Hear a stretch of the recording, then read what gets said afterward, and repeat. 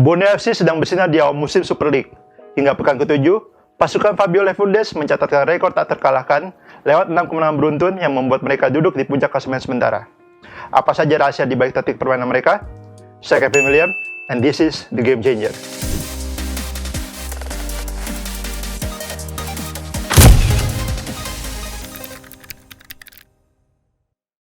Coach Fabio Lefundes baru didatangkan pada musim ini untuk menggantikan Joaquin Gomez yang sebelumnya membawa Borneo ke peringkat 5 pada musim lalu. Dan catatannya pada musim ini sejauh ini terbilang impresif. Sebab di bawah komandonya, Borneo bisa memperoleh 18 poin, 12 gol, dan hanya 3 kali kebobolan, yang mana beberapa aspek ini merupakan yang terbaik di Liga. Borneo FC juga punya alasan tersendiri untuk memilih Fabio Lefundes sebagai pelatih kepala mereka. Dan alasan ini bisa kita lihat pada statement Nabil Hussein yang mengatakan bahwa filosofi kita itu main attacking football, bukan tipikal bertahan, dan kita ingin dominan di setiap pertandingan. Dan dari statement inilah kita bisa menarik dua kata kunci, yaitu attacking football dan dominan. Dan dua kata kunci ini yang dapat kita lihat pada struktur permainan Fabio Lefundes saat in possession atau saat pegang bola. Pada umumnya, Borneo bermain dengan struktur dasar 4-3-3 saat pegang bola. Namun, filosofi positional play yang diterapkan Fabio Lefundes untuk mendominasi permainan membuat struktur ini dapat berubah secara dinamis saat mereka menyerang. Seperti contoh, Fabio Lefundes seringkali membuat salah satu atau kedua fullback-nya naik ke depan. Misalnya, di sini Kasambu dari fullback kiri bisa overlap ke sayap atau underlap ke half space kiri. Dan selain itu, di sini Fajar dari fullback kanan bisa juga overlap ke ruangnya Coutinho di sayap kanan, atau misalkan Buffon yang main di fullback kanan, dia seringkali itu membentuk 3 back saat Borneo build up dari belakang. Lalu di tengah ada Enero, Hirose, dan Villa, dan pada umumnya yang stay di tengah dan tidak bergerak, tidak terlalu banyak bergerak adalah si Enero, karena dia bertugas sebagai poros yang menghubungkan antara lini pertama ke lini kedua. Sementara itu, Hirose dan Villa bertindak sebagai kedua center midfield yang tugasnya bergerak secara box to box ke belakang atau ke depan. Dan seringkali Hirose atau Villa itu mengisi posisinya Kasambu atau Fajar saat mereka naik ke depan. Jadi, Borneo itu bisa konsisten build up dengan 3 back, atau misalkan Hirose dan Villa tetap di half space kanan, Borneo bisa menggunakan Enero sebagai center back di tengah. Selanjutnya di lini depan ada Peralta, Vinicius, dan Coutinho. Di sini Peralta di sayap kiri bermain sebagai winger yang dinamis, yaitu dia bisa memegang kelebaran di sayap, jadi dia stay di sayap, atau dia bisa bergerak ke dalam saat Kasambu overlap. Lalu di kanan ada Fajar dan Coutinho. Coutinho di sini seringkali bisa bergerak ke sebelahnya Vinicius saat Fajar overlap. Jadi si Fajar itu seringkali saat overlap dia memegang kelebaran. Setelah itu Coutinho bisa berpasangan dengan Vinicius di tengah.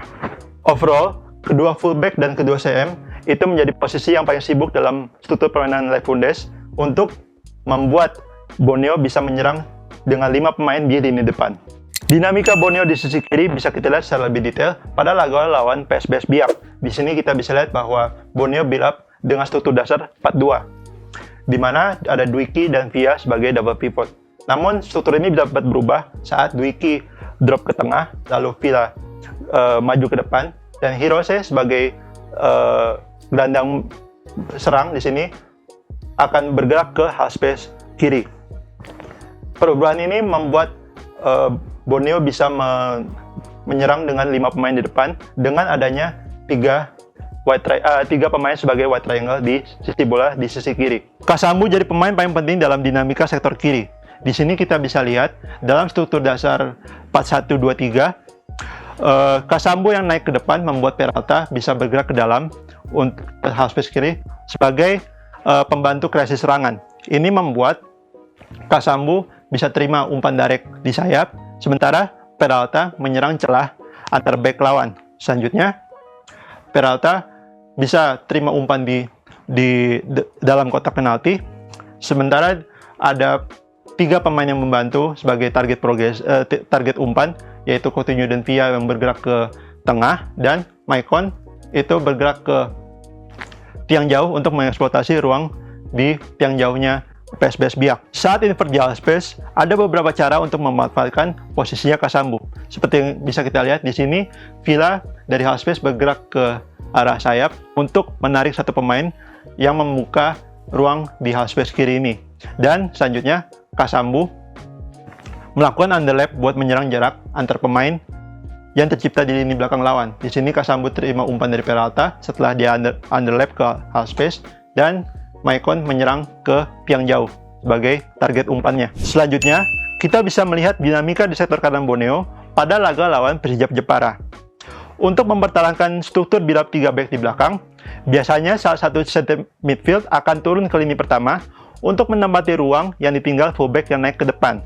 Contohnya, di sini Kasambu dan Fajar naik di sayap, lalu Hirose turun ke sektor kiri dan berfungsi sebagai back luar. Contoh lain, Fajar bergerak ke sayap depan dari struktur 3 back, lalu pada saat yang sama, Villa bergerak turun untuk menggantikan posisinya.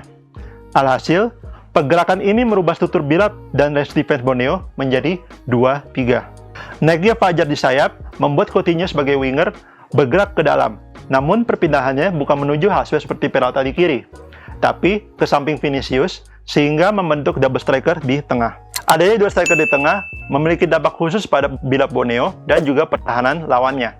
Seperti yang bisa kita lihat pada proses gol pertama ke gawang Persijap di sini, berawal dari build-up diagonal menuju sayap kanan. Di sini Coutinho sebagai winger menarik fullback Persijap dan membuka ruang untuk Fajar sehingga dia bisa dapat terima umpan di sayap kanan. Setelah Fajar progres di sayap, di sini kita dapat melihat fungsi double striker di tengah yang mengikat lini belakang Persijap dan mendorongnya ke belakang.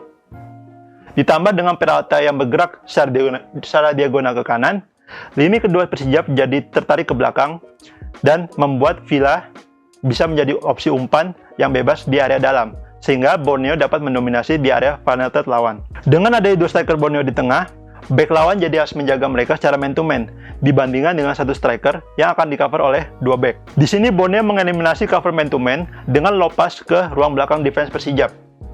Pergerakan Vinicius ke belakang back yang sinkron dengan kecepatan umpan lambung dari Villa, kemudian menghasilkan gol pertama untuk Borneo. Pada umumnya, Borneo bertahan dengan struktur 4-4-2 saat high press maupun mid block. Dalam struktur high press, dua striker bertugas pressing kedua back tengah lawan plus kiper. Kemudian, dua winger cover kedua fullback di sayap. Lalu dua gelandang akan marking double pivot lawan ke depan untuk menghambat progresi bola dari tengah. Namun, pressing di area tengah ini menjadi titik lemah dalam struktur high press Borneo. Seperti yang bisa kita lihat di sini, block press dan lini kedua Borneo melakukan pressing man-to-man yang bertujuan untuk mengganggu proses build-up Biak. Namun, naiknya dua gelandang ke depan membuka ruang di antar lini Borneo. Kemudian, dengan adanya 4 pemain Biak yang mengikat backline Borneo di belakang, ruang tersebut dapat dimanfaatkan lewat umpan direct ke depan, plus ambil second ball di tengah. Tingginya garis pertahanan Borneo dapat dieksploitasi dengan umpan ke belakang backline mereka. Walaupun Borneo mensiasati masa ini dengan offside trap, celah ini akan sering jadi target serangan lawan di laga-laga selanjutnya.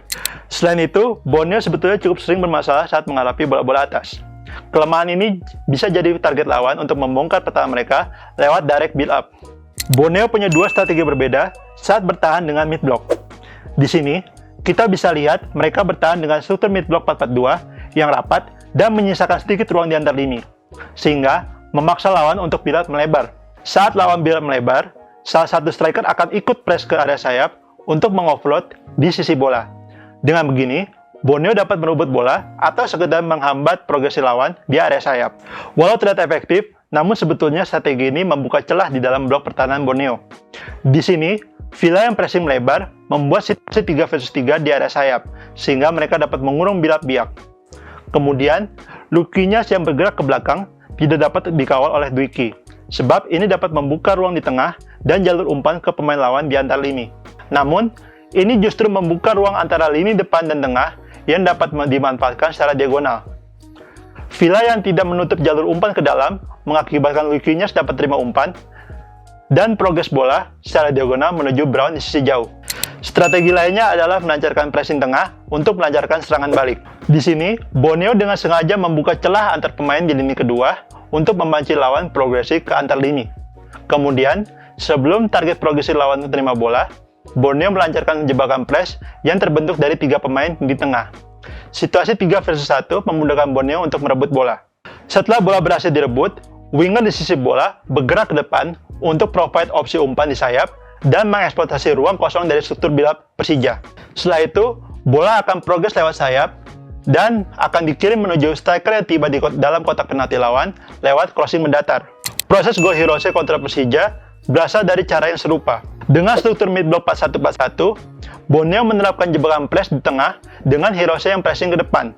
Situasi 3 versus 1 di tengah memaksa Sosa melepaskan umpan ke Alano di antar lini. Namun, Alano sejak awal telah dimarking oleh Peralta yang merapat ke dalam. Situasi 4 versus 2 di tengah menghasilkan turnover dan Borneo melancarkan serangan balik dengan 4 pemain ke depan. Kemudian di final third, Sosa yang terpancing pressnya dari lini belakang ke Villa di depan membuat Hirose bebas. Dengan begini, ia dapat ruang yang cukup luas untuk shooting hingga membobol gawangnya Andi Tani. Dengan filosofi dasar permainan posisional, Borneo dapat terus mendominasi lawannya saat pegang bola. Walaupun begitu, kelemahan yang telah kita bahas tadi masih perlu diselesaikan oleh Fabio Lepundez agar dapat terus bertahan di puncak klasemen. Saya Kevin William, dan sampai jumpa di video The Game Changer selanjutnya. Jika kalian suka video ini, jangan lupa klik tombol like, subscribe, dan nyalakan lonceng notifikasi agar tidak ketinggalan video terbaru dari The Game Changer.